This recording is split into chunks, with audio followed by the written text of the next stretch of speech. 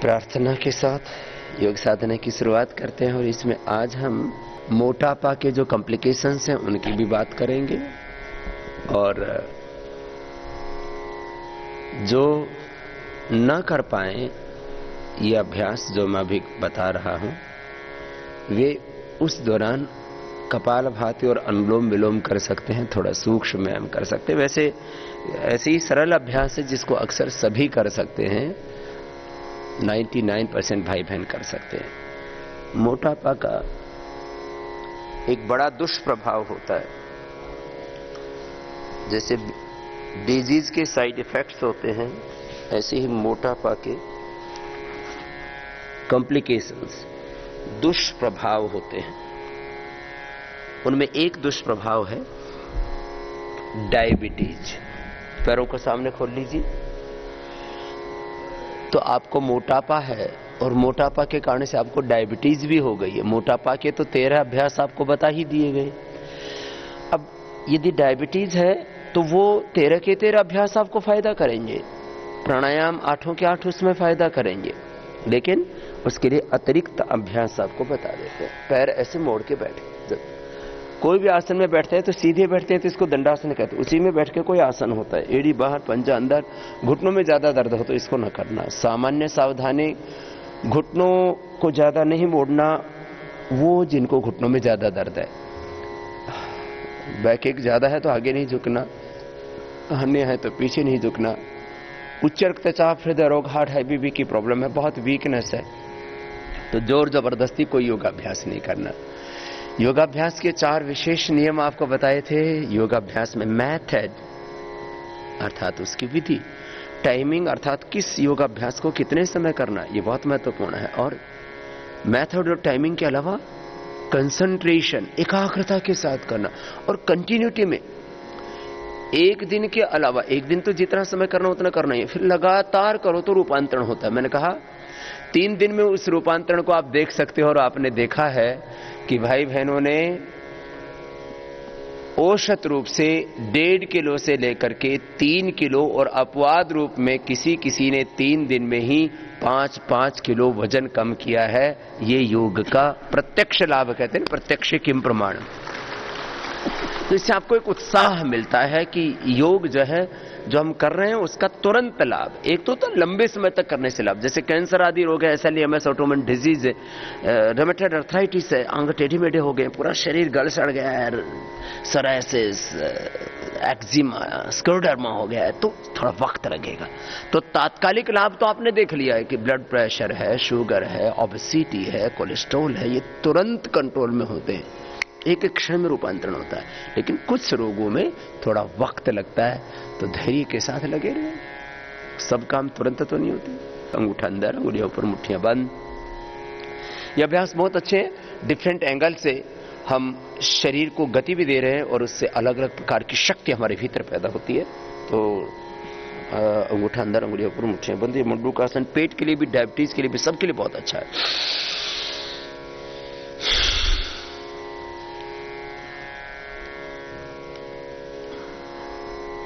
आगे झुक के थोड़ी देर रुकना, ये पेट के लिए, डायबिटीज के लिए बहुत जरूरी है।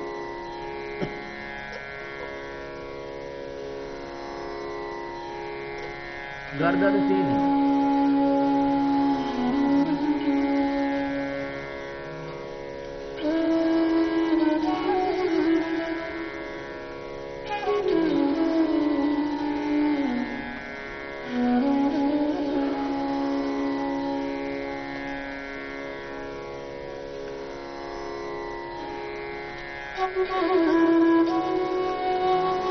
फिर वापस आएंगे। ऐसे इतनी देर रुकना, धैर्य पूर्वक करना, धीरे से फिर से आधा से 1 मिनट जब कोई क्रिया करते हैं ना, तो शरीर विज्ञान का सिद्धांत है, जहां गति होती है वहां शक्ति पैदा होती है। बोलिए क्या बोला मैंने? जहां गति होती है वहां शक्ति पैदा होती है। स्टिमुलेट करते हम डिफरेंट ऑर्गन्स को, डिफरेंट एंगल से डिफरेंट मसल्स को स्टिमुलेट करते हैं, बोन्स को, और उससे उनके आंतरिक क्रिया को ठीक करते हैं। डिसऑर्डर क्या, ऑर्डर में नहीं, बॉडी का एक एक सेल से लेकर के उनसे बनने वाले टिश्यू, ऑर्गन्स और पूरा सिस्टम ऑर्डर में नहीं हो तो उसी को डिसऑर्डर बोलते हैं। तो सब कुछ ऑर्डर में आएगा। एक तो ये अभ्यास, दूसरा ये एक एक अभ्यास को आधा से 1 मिनट करना है और 5-5 बार कर सकते हैं ऐसा, कम से कम, अधिक तो 10-15 बार भी करवा देते हैं।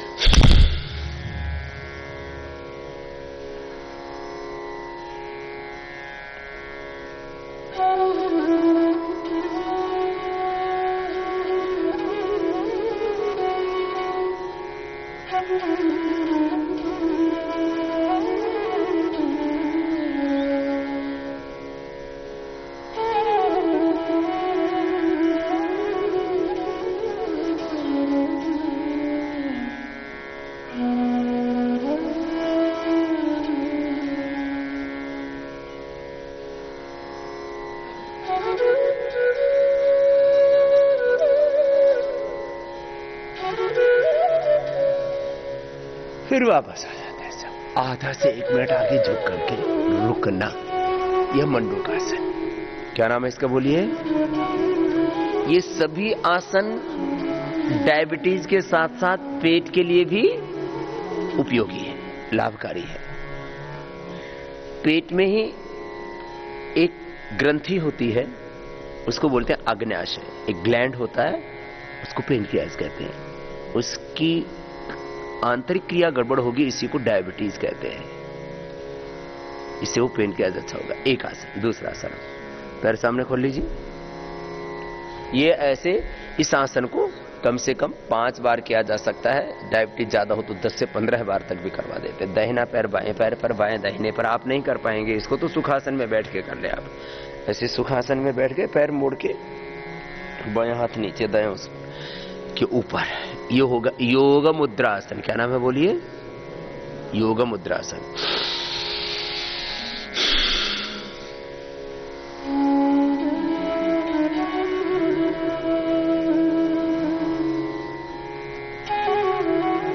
आगे झुक के थोड़ी जमीन पर लग गई।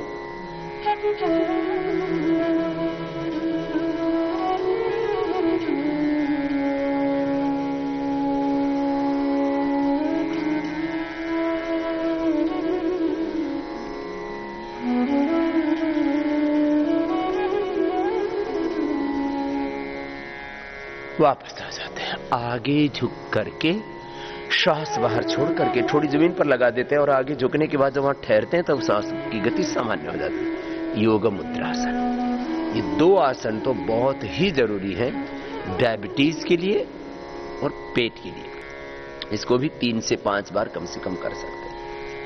अब अगला डायबिटीज के लिए बहुत अच्छा अभ्यास है, इसका नाम है वक्रासन। ऐसे तो अर्धमत्स्येंद्रासन भी अच्छा होता है। बाएं पैर मोड़ा, सामने से दाहिना पैर उसके बाहर की ओर रख दिया घुटने के बाद, और बाएं हाथ ऐसे डाल के फिर दाहिने पैर के पंजे को ऐसे पकड़ लिया, तो ऐसे घूम जाता है। तो ये जिनका शरीर हल्का होता है वही कर पाएंगे, सब नहीं कर पाएंगे। दोनों तरफ से ऐसे करते।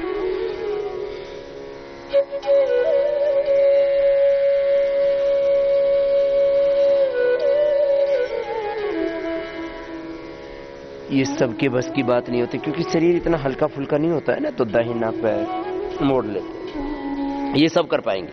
ये डायबिटीज के लिए भी अच्छा है, पेट के लिए भी, वेट के लिए भी। दाहिना पैर मोड़ लिया, बाएं हाथ बीच से डाला और ऐसे घूम गए। थोड़ा तो घूमो, कितना आसान है। दाहिना पैर मोड़ा है, राइट लेग को बेंड किया, लेफ्ट हैंड को राइट लेग के बीच से डाला, छाती और हाथ के बीच से, छाती और पैर के बीच से हाथ को ऐसे डाल दिया और ऐसे घूम गए।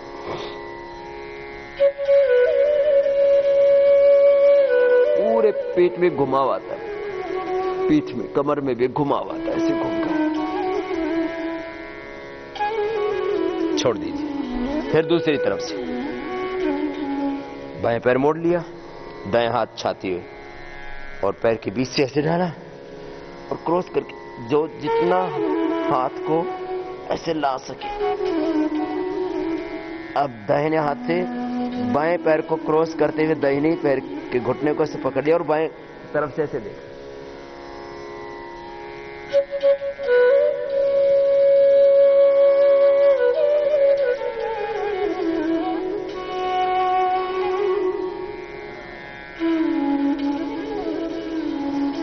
छोड़ दीजिए। ऐसे पैर सीधे। कितने आसन हो गए? ऐसे अर्धमत्स्य इंद्रासन भी अच्छा, लेकिन वो सब कर नहीं पाते, तो ये बहुत अच्छा है डायबिटीज के लिए।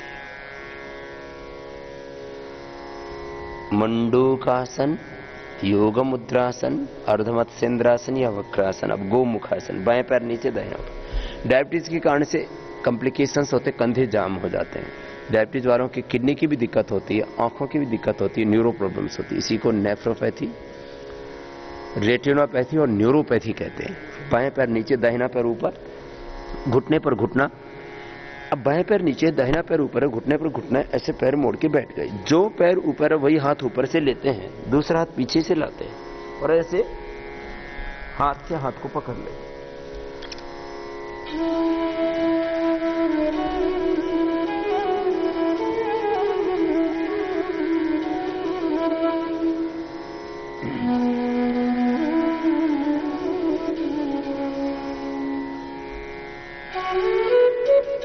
फिर दूसरी ओर से कर लो। दाहिना पैर मोड़ लिया, बायां पैर ऊपर से रखा, घुटने पर घुटना आ गया। जो पैर ऊपर वही हाथ ऊपर, दूसरा हाथ पीछे से ले लिया और इस तरह से किया।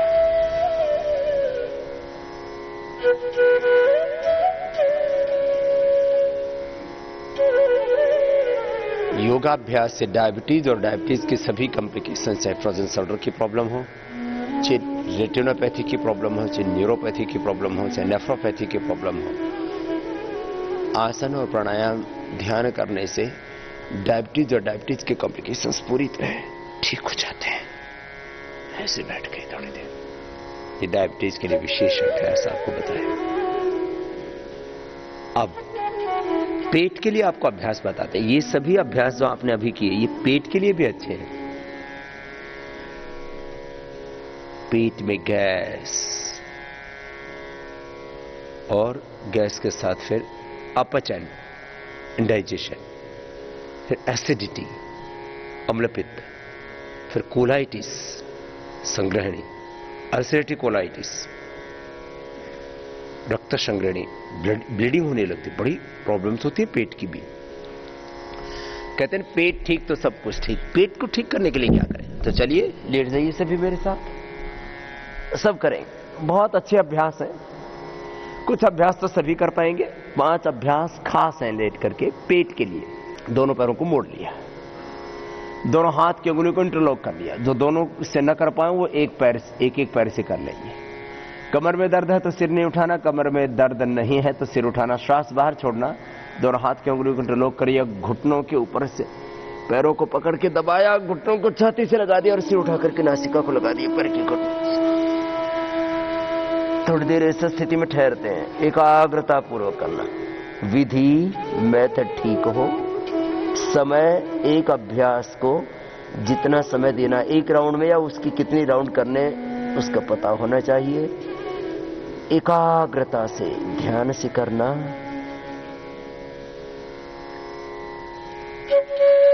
और निरंतरता के साथ फिर करने पर पूरे शरीर का रूपांतर होता है। पैर सीधी, यह पवन मुक्तासन पेट के लिए बहुत अच्छा अभ्यास है। अब नाभि धरण डिग जाती है लोगों की, शरीर का और शरीर के साथ फिर मन का भी संतुलन गड़बड़ होने लगता है। हमारे शरीर का केंद्र है ये नाभि, सेंटर पॉइंट। ये नाभि यदि केंद्र में है तो हमारी शक्ति का संतुलन रहता है, शरीर का संतुलन रहता है। दोनों पैर पास में, श्वास अंदर भर के पैरों को ऊपर उठा देंगे, और करीब 1 फीट पैरों को उठा करके रोक करके रखेंगे। श्वास अंदर ही रहेगा, पैरों को नीचे नहीं लाना है। कम से कम आधा मिनट रोक करके रखना है। जैसे प्राणायाम का समय हम आपको बताते हैं कि 1 राउंड प्राणायाम का 5 मिनट का, और सामान्यतः 5 मिनट भस्त्रिका कराते हैं और 5-5 मिनट के फिर कपालभाति अनुलोम विलोम के राउंड कराते हैं। सामान्य रोगों में 10 से 15 मिनट, असाध्य रोगों में आधा घंटा, और जो रोग मौत के पर्याय बन चुके हैं, कैंसर, SLMS, ऑटोइम्यून डिजीज जैसे, उनके लिए हम 1-1 घंटा भी कपालभाति अनुलोम विलोम कराते हैं। ऐसे ही योगाभ्यास में आसनों का भी टाइमिंग है। एक आसन का आधा से लेके 1 मिनट का एक बार का समय, कुल समय एक आसन का अधिकतम 5 मिनट का। नीचे ले आएंगे पैर को, अब ऐसे आधा मिनट रोकने का अभ्यास होना चाहिए आपका। इससे नाभि धरण, पीछोटी, अलग अलग भाषा में अलग अलग तरह से ये इस रोगों को कहते हैं, लेकिन बात एक ही है कि इससे नाभि धरण डिग जाती है। हमारी धड़कन नाभि के सेंटर में होनी चाहिए। जब ऊपर की ओर धड़कन रहती है तो कब्ज, नीचे की ओर धड़कन रहती है तो दस्त, दाएं बाएं की धड़कन रहती है तो डिफरेंट प्रकार के स्टमक डिजीज हो जाती है। अब नौकासन, दोनों तरफ से उठाएंगे, पैर भी उठेंगे, सिर भी उठेगा, हाथ भी उठेंगे, दोनों घुटनों के ऊपर आ जाएंगे हाथ।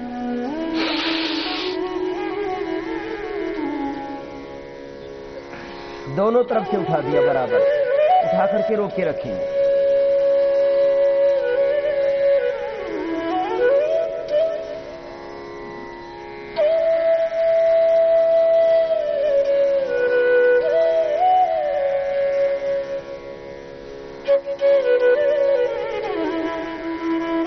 रोक के रखिए, नीचे मत आइए।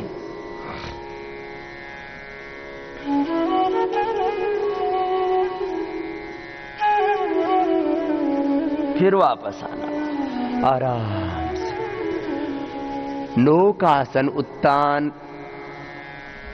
पादासन इससे पहले बताया, और पवन मुक्तासन, 3 आसन बताए आपको। चौथा आसन, पैर मोड़ लेंगे घुटनों से, टखनों के पास से पैरों को पकड़ लेंगे, बीच से उठा देंगे। चौथा आसन बहुत महत्वपूर्ण है पेट के लिए, इंडाइजेशन के लिए, गैस्ट्रिक के लिए, एसिडिटी के लिए, कोलाइटिस के लिए, पेट की बहुत सी बीमारियां हैं। पेट की गड़बड़ होने से ही तो हमारा मेटाबॉलिज्म गड़बड़ होता है। 13 तरह की अग्नि, सप्तधात्वाग्नि, पंचभूताग्नि और जठराग्नि, ये अग्नि गड़बड़ होती है ना भीतर की, उसी से बॉडी का anabolism, catabolism, metabolism, chemicals, hormones का, शरीर का, और उसके बाद मन का संतुलन बिगड़ने लगता है। उसी से हम बीमार होते हैं। ये बीच से उठा दिया,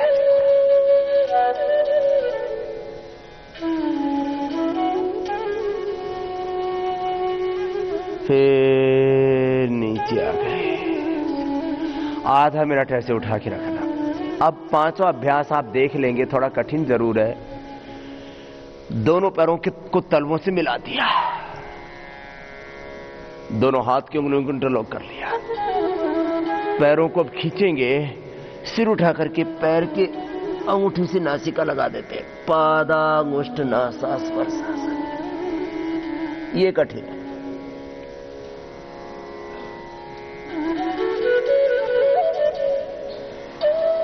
थोड़ा कठिन है ये 5 अभ्यास पेट के लिए, और फिर बैठ करके जो डायबिटीज के लिए करवाए थे आपको, मंडूकासन, योग मुद्रासन, वे भी पेट के लिए बहुत जरूरी है। अब आपको बता रहे हैं, बच्चों के शारीरिक, मानसिक, बौद्धिक विकास के लिए आप चाहते हैं कि आपके बच्चों की अच्छी ग्रोथ हो, उनकी हेल्थ अच्छी रहे, वो फिट रहे, वो इंटेलिजेंट हो, उनका कंसंट्रेशन बढ़े, IQ लेवल बढ़े, वो मानव से महामानव, पुरुष से महापुरुष बने, तो उनको कम से कम 5 अभ्यास कराना। कम से कम मैंने इसलिए बोला, उससे अधिक भी करवा सकते हैं, कम से कम शुरुआत तो करें। आप चाहते हैं कि आपके बच्चों की आंखों पर चश्मा ना आए, उनका दिमाग तेज रहे, उनके 100 साल तक बाल ठीक रहे, झड़े नहीं। पैर उठाइए, जो कर सकते हैं करने की कोशिश करेंगे। थायराइड के भी बहुत अच्छे अभ्यास हैं, सर्वांगासन, हलासन, चक्रासन, ये सभी थायराइड के लिए भी अच्छे हैं। हाइट बढ़ाने में भी थायराइड की पिट्यूटरी पीनियल ग्लैंड की बड़ी भूमिका होती है। पैरों को उठाया, पीछे लेकर के गए, फिर सीधा उठा दिया ऊपर, सर्वांगासन। घुटने सीधे, पंजे तने हुए, एड़ी से एड़ी मिली, अंगूठे से अंगूठा मिला हुआ। श्वास की गति सामान्य चलती रहती है। यह है सर्वांगासन बच्चों के संपूर्ण शारीरिक, मानसिक, बौद्धिक, आध्यात्मिक विकास के लिए। फिर वापस आते समय से थोड़ा पैरों को पीछे झुकाते, घुटने सीधे रखते, पैरों को जमीन पर ले आते। ये सर्वांगासन हुआ। फिर पैरों को उठाया और पीछे टिका दिया। हलासन अपने बच्चों को करवाना। आप चाहते हैं कि आपके बेटा बेटियां सदा स्वस्थ रहें, जीवन में सफल बने, सुखी रहें।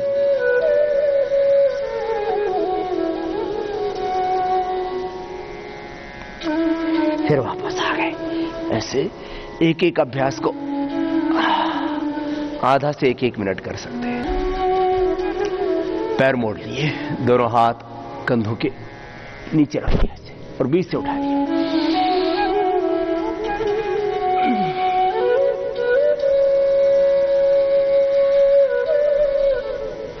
फिर वापस आ गए, बाएं तरफ लेते। सर्वांगासन, हलासन, चक्रासन। कुछ बहनों ने तो बहुत अच्छा किया है भाई, ये भी कर सकते हैं। बॉडी में फ्लेक्सिबिलिटी रहती है, मोटापा के लिए भी अच्छा है। ऐसा नहीं कि मोटापा के लिए अच्छे नहीं है सभी अभ्यास, मोटापा के लिए भी अच्छे हैं। अब दोनों हाथ साइड से ऊपर उठाएंगे, पैर सामने खुले हुए, कमर में दर्द है तो मत करना, शीशा आगे झुक जाए। अब कोशिश करना माथा घुटनों से लग जाए। पहले अंगुली से अंगूठे से पैर के अंगूठे को पकड़ के रखेंगे और धीरे धीरे धीरे धीरे नीचे आए। कोशिश करें माथा घुटनों से लगे। ऐसे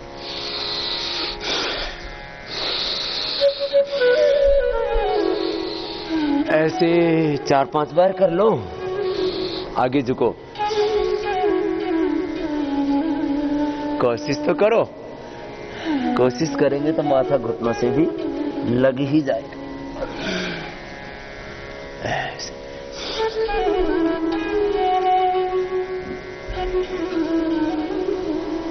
सर्वांगासन, हलासन, चक्रासन, पश्चिमोत्तानासन, ये 4 आसन ऐसे लेट करके और बैठ करके हो गया है। चौथा आसन बच्चों के लिए शीर्षासन भी बहुत अच्छा होता है। प्रारंभ में दीवार के साथ कराना पड़ेगा। दोनों हाथ के अंगुलियों को इंटरलॉक किया, सिर के नीचे कोई कपड़ा रख सकते हैं, फिर ऐसे पैरों को उठा दिया। शुरू में दीवार के साथ करा दिया।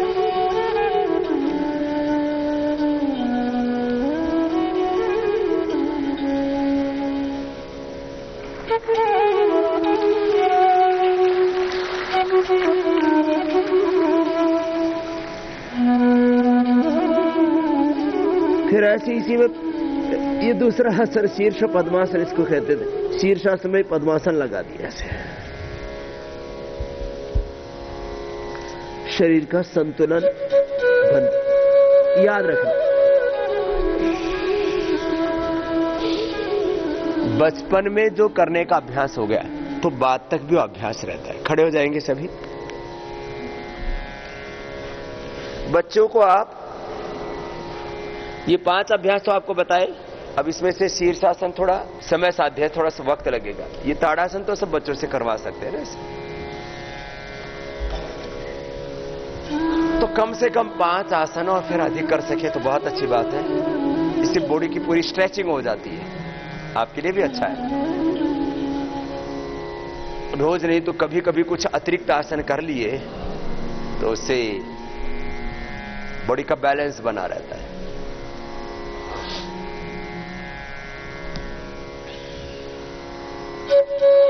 स्वास्थ्य का पूरा दर्शन, योग साइंस की पूरी फिलॉसफी, वो सब आपको मैंने कही थी कि योग से क्या क्या होता है। आरोग्य की दृष्टि से बात करें तो भीतर की सभी केमिकल्स, हार्मोन्स का, वात, पित्त, कफ का, एनोरिज्म, कैटाबॉलिज्म, मेटाबॉलिज्म का, शरीर का, इंद्रियों का, मन का संतुलन हो जाता, बैलेंस। और सुप्त ज्ञान और सुप्त शक्तियों का जागरण, संतुलन, जागरण। और तीसरी बात कही थी डीजनरेटिव सेल रीजनरेटिव। इसमें आसनों के साथ इसमें प्राणायाम की बहुत बड़ी भूमिका है। तो असाध्य रोग हो, SLMS, autoimmune disease, cancer, rheumatoid arthritis, psoriasis, ऐसे असाध्य रोग हो तो प्राणायाम ज्यादा करना फिर उसमें। खैर, तो ये बच्चों के लिए योगाभ्यास बता रहे थे। बच्चों की संतुलन के लिए गरुड़ासन भी अच्छा होता है। दाएं पैर में बाएं पैर ऐसे फंसा देते हैं। और बाएं हाथ में दाया।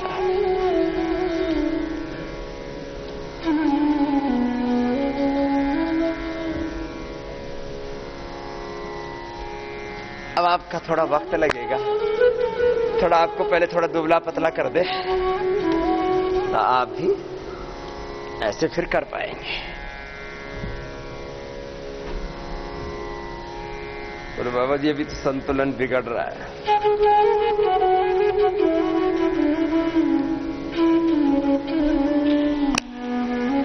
ऐसे अलग अलग प्रकार के पॉजेस किए जा सकते हैं। बैठ जाओ।